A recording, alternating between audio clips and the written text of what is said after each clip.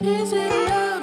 Is it love? Baby, be mine. Is it love? Is it complicated? Be mine. Is it love? Is it love? Baby, be mine. Is it love? Is it complicated? Be mine. I should've never waited. Well, I'm Pastor David Moono. And I'm Pastor Twiza Moono. Wow, interesting. You want to go or should I go? Yeah, okay. Well, we first met in 2007, Yes. December, at a wedding. She was part of on the lineup of a mutual friend of ours. So the very first time I laid eyes on her was at church as they were walking in, and immediately saw her and she drew my attention. So that's the first encounter I had of her. Do you remember? I absolutely remember. I think the one thing that I vividly remember about our meeting was it was the very first time in that place. And when I got there, I remember walking in with a group of the bridesmaids. Yeah.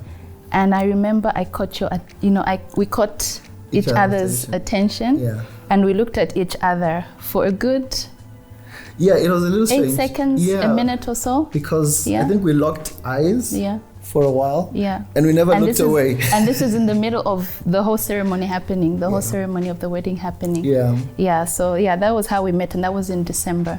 Of 2007. 2007, yes.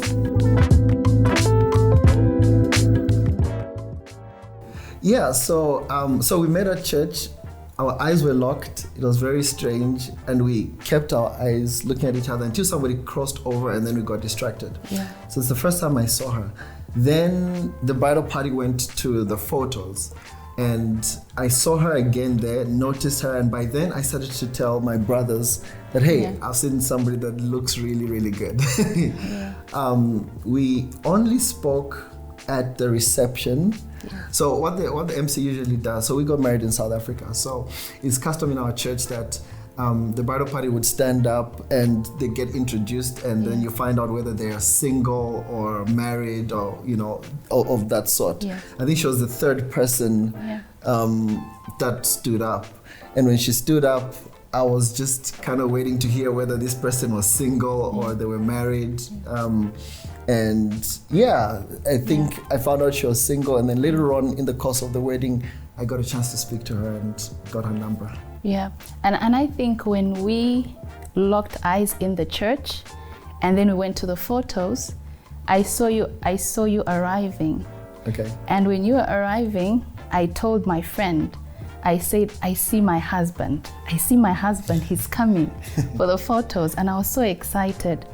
And I think the whole time from that time, I took away all my attention from what was happening in the wedding, and my attention was like, tunnel vision on you.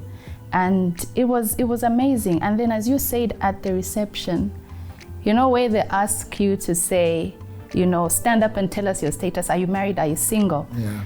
I was so quick. I had to make sure that he knows that I'm available. I'm not spoken for. So I remember when they called me out to say, Twiza, introduce yourself. Are you single? I got up so quickly and I shook my head. I was like, I'm not married, and I was looking into your direction. So it was quite a moment. Yeah. It was quite a moment.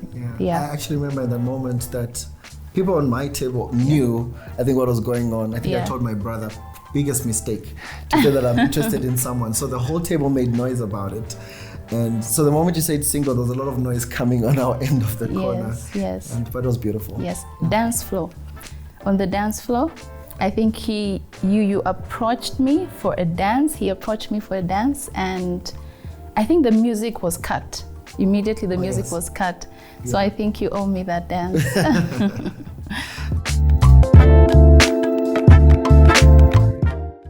Almost immediately. Yeah, almost immediately. I got her number just after the wedding reception ceremony. Yes. We exchanged numbers. I didn't have my phone. My phone battery had actually gone down, so I I got the number from, I just saved it on my brother's phone. When I got home that evening, I sent a message, just, hey, just to greet. The next day was a Sunday. We spoke after church and just, casual conversation, but I don't know, there was just, there was just something, there was just something, after church we spoke for hours. I wasn't really working, but we had, I got credit and we just spoke for a long time. The conversation was smooth and it was running well. The next day I was working at the airport. I was flying out to Zambia for my holidays. Yes, for my Christmas holidays. I think that was Christmas Eve. Yes. And you were working in the airport. I was working at the airport, and she told me she was coming to the airport. So I told her I would meet her at the check-in counters, which I did. And I told her up front, this was maybe 2 days after seeing her, and just told her that I think you... Are we official? Oh, I said, those are the words I used. That was your line. I said, so are we official? Yeah. I think that was after our conversation. And she was like, I guess. Yeah. And then she went off on holiday and... You're leaving out some parts. So after that, then he gave me a kiss. He gave me a kiss on the cheek, and as I was walking to the boarding gates, to immigration, normally you walk in and then they direct you to go right. But I walked in because the kiss just threw me off. So I walked in and I went to the left. And I don't know where I was heading until someone said, do you work here? Only people who work here, are supposed to go there. So it was one of those things where, I think I knew he was the one. I knew you were the one. Yeah.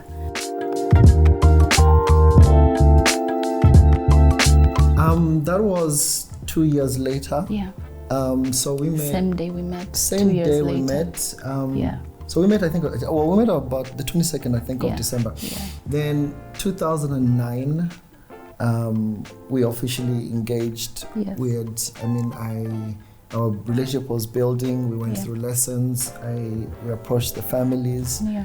And then I arranged to do a proposal. That was in December 2009. Yeah. Yeah. That was special. The proposal was nice too.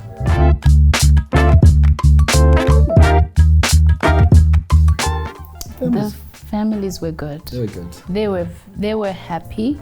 My side I know was definitely happy, and I think even when we told your parents, everyone was very happy. I think everyone was waiting for that time. I think everyone was just like, it's about time, because they had seen us walk for 2 years together. We were courting and we're in the church. So apart from even our families, our biological families, I think the church family was also very happy, with that news that we're getting married. Yeah, we had a lot of support. Yeah. I'm a pastor's kid, so there's a lot of attention, and I'm the firstborn. So people got to watch our relationship grow, including the families. I think they started to communicate fairly early, even before we were engaged.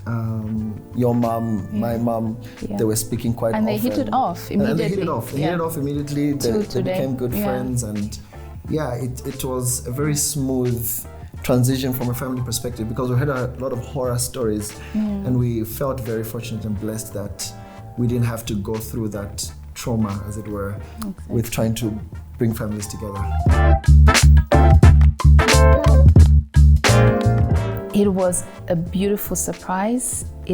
I remember that day, it was Christmas Eve, and I was supposed to go out with some friends. I think a friend of mine had said there would be, we're hosting something at home. So there was a barbecue at our place, and a few of my close friends were supposed to come. And I remember during the day they were very quiet, and I'm thinking, hey, we're having something and everybody's quiet. And then I remember one of my close friends, Chembo, calls me and says she's not making it. So, my day, from uphill, it was just like downhill. And I remember being very low, leading into the evenings. But the moment that I was sitting, so everyone was having a good time, everyone was, having a good party. And I remember I was actually sitting down. But then I saw the back of his head, outside, quite far away, but I could see that was him. What had happened is she went to Zambia. Yeah. And so I arranged with her family and some of her friends to say, just do a braai or just like a small party just before it was Christmas Eve. Yeah. And I was in South Africa, so she had no idea that I was going to turn up, but we made this arrangement where I was able to fly into Dola, drive to Kitwe, and just literally just walk into the house and had everything prepped. It was nice. It was a beautiful moment. it was really nice. I think it's because it was unexpected, so that was really nice. Yes. Oh, how did I find out her ring size? We had already gone to look at rings. We went to Oriental first and the mall? Yes. We had gone to look at the rings, I think even before we got engaged, just to see this is what I like. Yeah. Yes, and I remember picking this exact same ring. Oh, yes. To say this is the ring I like. And I think we even did sizes. Yes, I think we did, because by then we had already spoken to the families. Yeah. But I didn't remember. I remember. And we didn't, but we never had the ring. So I think we were already shopping and looking around for sizes. So we kind of had an idea. Yeah. And so that was my dress. And that process was fairly easy. So my mom, his mom is also a designer, so it was very easy. The thing is, I also started very early to look at the kind of dress I would like for my wedding, the kind of shoes I would want, the kind of ring I would want. So even before I had met my husband, I already had a vision, I already had an idea of the things that I wanted. So by the time we were now looking, it was really just a matter of finding the dress that's already on paper. And it didn't take me too long to find the dress, and with the help of my mom, that process was very easy. Yeah.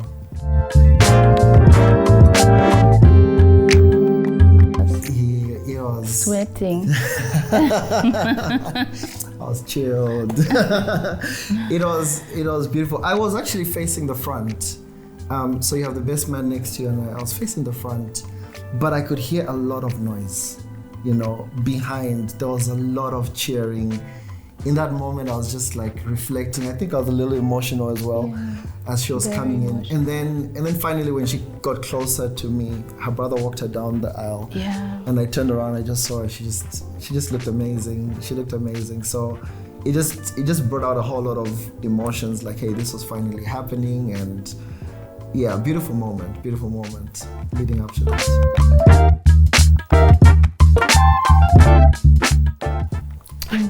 In church? No.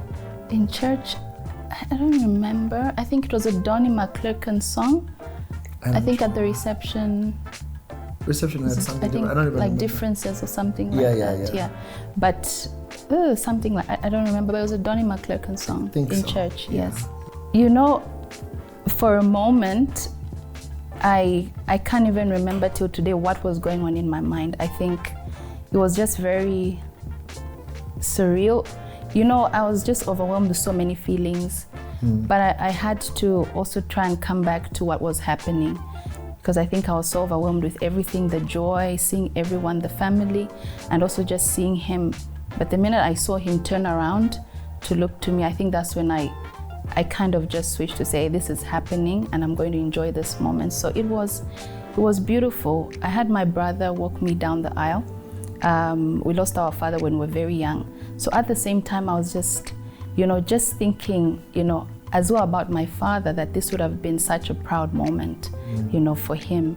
So yeah, it was amazing. And I think, even as we reminisce now, it actually just brings back that joy, of the journey and the process from where God has brought us till today. So there's something beautiful. She always does as well. Like when, I think from even the first time we dated, we went out for just a movie, and when I hold her hand, she does this thing with her thumb where she just like rubs.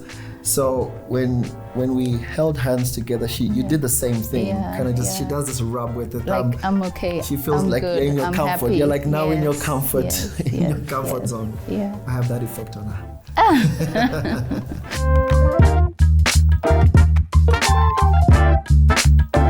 We've been married Yes. 13 years. 13 years this year. This year, October 30th. Yes. 31st. 30th.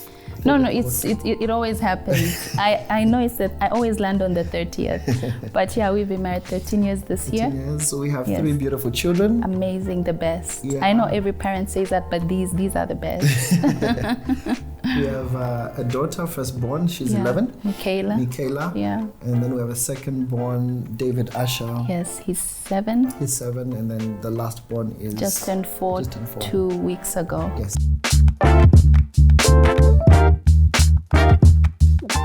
I think it's just It's me. yeah. Okay, apart from you, it's really just, I think, always striving to live at peace, finding peace in everything that's going on around. It's busy, and I always tell people this because I minister a lot to women in the women's ministry, and I always say that it can get very busy and overwhelming, but I think we always need to get to a point where we are enjoying what we're doing and also just finding peace, even through storms and even through every circumstance. And also just being friends and having fun together. Yeah. Having fun with my husband, having fun with the children. I think really that keeps us young, and thank you for the compliment. What's kept our love alive? I think like what she said, I think it's trying to be friends and try to build on that friendship. We got some really good advice as well leading up to marriage, and what marriage is all about, Yes. and what the purpose of marriage is. One of the powerful things that we heard was that you shouldn't fall in love because anything that falls breaks. And it said about the word of the Lord encourages us to walk in love. So we've tried to, even as we navigate through troubles, situations, different geographies, by God's grace, we've been able to stay in different places in the world. And we've just tried to remain friends, try to remain authentic, try to be honest with each other. Just be very real. Yeah. Be very real, very open with one another. It's not always easy, but you've got to make a deliberate effort to just spend some time together and have good communication. Just keep that moving. And I think especially as the children have been coming in one after another, you also, like he's saying, you become very deliberate about making sure that you've got time for the two of you. Yeah. Apart from the whole family unit with the children, we make sure to say, hey, this is our week. When is our day out of the 7 days that we're looking at? And we make sure that at least every week there's that time of where we come together and connect. Just connect and talk, and the routines help as well. I was speaking to someone to say the routines help, having routines in the home. I think for us, having a busy household, being ministers, working and all of those things, we make sure the kids are out by 8 p.m. Then we know from there it's just our time.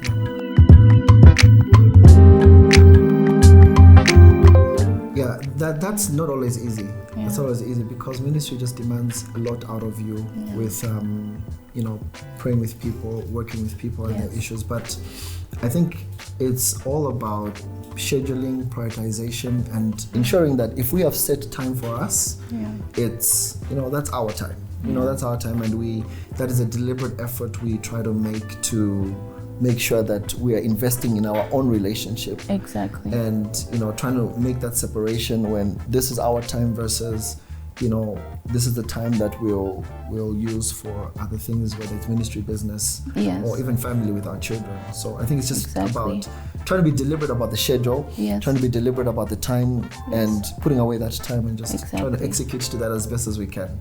Not always easy, but and I think even Dad, our spiritual father, said one thing. He visited us once and he said that as long as the two of you are okay, make sure that the two of you are good, everything else around you will align. So that is a tip that always helps us to say, let's make sure that everything is okay with us, with this unit, and everything else will just align.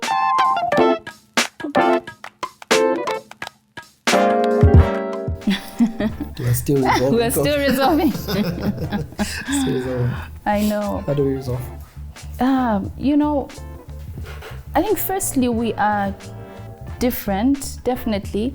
We are two different individuals, different personalities, character. I mean, like, let me give an example. So for me, if there's an issue in the house, in the home, I would want to deal with that like now. Let's get this done now. For my husband, I'm more reflective. he's reflective. Yeah. He's wants to think, process it, and just reflect on it. He also, also always want to take definitely a lot of time to pray about certain things. And then for me, sometimes I'll be like, let's get rid of this thing, or let's work on this. But I think it's a journey. I think where, it was. I'll say it wasn't easy at the beginning of our relationship. I think we've got fairly strong personalities. Oh yes. And like she said, we're different in that regard. But we always get to a place where if there's an issue, there needs to be an open line of communication to deal with the issue. So if we don't have a platform to be able to talk, a platform to be able to discuss it, then we'll never progress. So even though she wants to deal with it right there and then, and I want to be a little bit reflective, we'll try to find a balance to say, hey, we have an issue here, let's discuss it. And then once we discuss it, even the word of the Lord says, speak the truth in love.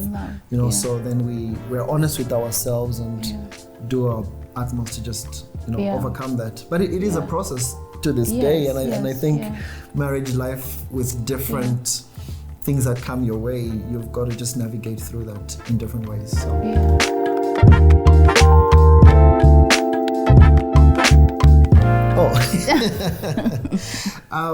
She's so kind.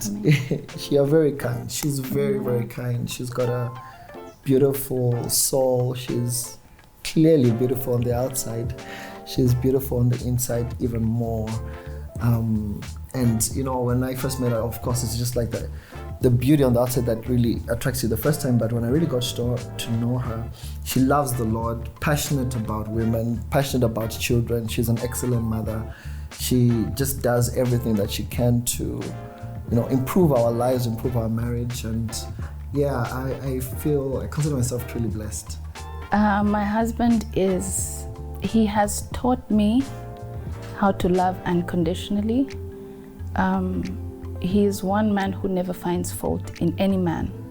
It doesn't matter what the person has done. So he is like that with everyone, not just with me. And that is one of the things that really stand out, how he just sees the good in everybody. No matter what they've done, no matter what they've said, he'll always find a reason to say the reason they did this is you don't know, they could have been going through something. His passion also for God, he loves God. He is passionate about God. Baby, you love God. Like, I love God because I've seen you love God. I remember meeting you and I was on a journey, but like you had already started your journey with God, and I've learned so much from you. So it's just really your passion for God, how you just put God first in everything that you do. We won't move until you hear from God. We won't, make a decision until you hear what does God say about this matter, how you love me, how you appreciate me, how you always, put me first, how you love the children, make sure that we are all well, so, and many, many more other things. But I think those are the ones that really, really stand out for me. I love you so much. Thanks. When he calls me beautiful, or when he calls me his sunshine, he always says that whenever he's ministering, when he's introducing me. So I'm always very excited even before he says it. And the times that he hasn't said it, I tell him, I'm like, but you forgot to call me sunshine. So I love that. He always says, if I appear, there's no load shedding.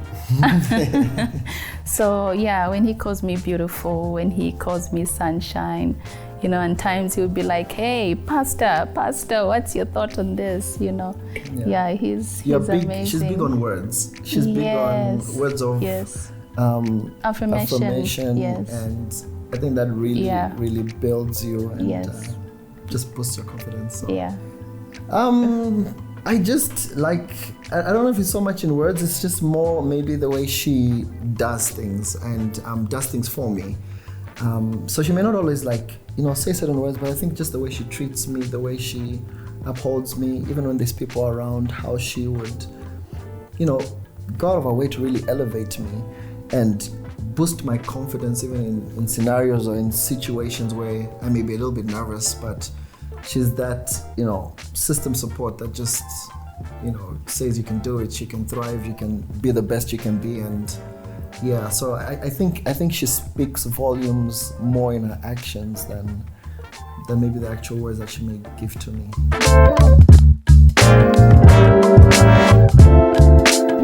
I think the expectation. I think a lot of people, in my view, I think people don't maybe know what marriage is or why they should get married in the first place. Yeah. I think every time we think about marriage, we need to go back to the blueprint of marriage, which is found in God's word. Yeah. And we truly believe that, we don't get, love is an important element. It's core. Yeah. The word of the Lord tells us we should love one another and she should submit to me and we should submit to one another. But I think ultimately God has brought us all on this earth to fulfill destiny. And I think when you know that you're meeting somebody who you're going to fulfill destiny with or fulfill God's purposes in your life together, I think when you have that understanding, you enter into marriage the right way. I think your intentions are good. Yes. And then I think you just work in allowing that marriage to flourish. Absolutely. I mean, I agree with all of that. And I think this is a conversation that a lot of people are having. I know it's a conversation we've had with many other friends or couples. People just don't value marriage as they should. And I think people maybe sometimes feel the easiest way to solve a problem is to just step out of this marriage. People maybe don't have endurance as much. No patience. Yeah. And also just knowing that it's a process, for us to get to the next 20 years, it's going to be a process. Yeah. And we have to continuously, accommodate one another, and just be patient with one another and sincerely love one another. Yeah. And stay committed, fear God. If you truly, genuinely fear God, I think there's some things that you will fear even to do or to say in a marriage setup. Yeah. So, yeah.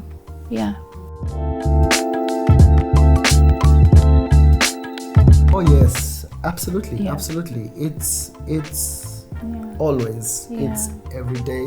We've moved to different places. Yeah. Family setups change with family. Yeah. We have a lot of things going on and we disagree a lot. Yeah. We disagree a lot, but it's just trying to learn how to navigate through those, Yes. So, I mean, by all means, it's work. Marriage is work. It's tough. You've got to commit yourself to it. Yeah. So the reflection of everything that we see is, I think, just trying to stay on the positive things that we have learned and try to grow those things. And in the moments when it's a little bit tough and, we get into disagreements, and how do we try and resolve those pretty quickly so that we can, keep the marriage progressing. So challenges are absolutely there, but equally, I think we try to just put in the work, put in the work to make it work, to also just stay in the precepts of the word, to try to do the right things for our marriage to continuously grow and flourish by God's grace. Yeah. I mean, I think I said it from beginning to say we're two different individuals with sometimes, a lot of times, different opinions on certain things. Yeah. So there'll always be times when I see blue, he sees red, or I see black, he sees white, but in all of that, I think when you talked about conflict resolution, I really believe it's getting to a point where I genuinely say, let me hear him out, and after I hear him out, let's see how do we move from here.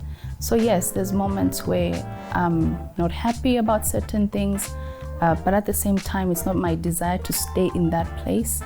But one thing I can also say about my husband is, my husband never gets angry. Like, babe, you never get angry. You see, he never gets angry. He, you know, Not to the point of. he never not to the gets point angry. of, yeah. You know, like it doesn't matter. Like nothing phases you. You know, it doesn't matter what, you know, has happened. You just come out of this thing, you know, and yeah. I mean, I'm not sure if you just like realize about your character. You know, I mean, maybe I grew up with boys, so I have brothers, so we tend to, you hurt each other, you move on, you know, and we don't dwell. Yeah. So I'm not a dweller on issues. So, and that was an issue with us maybe in the beginning exactly. where, you know, I should be upset about something. Yeah, where I'm thinking, hey, this, you must be, let's deal with this, you must be upset. And he's just like, no, like, things are cool, things are okay. Yeah.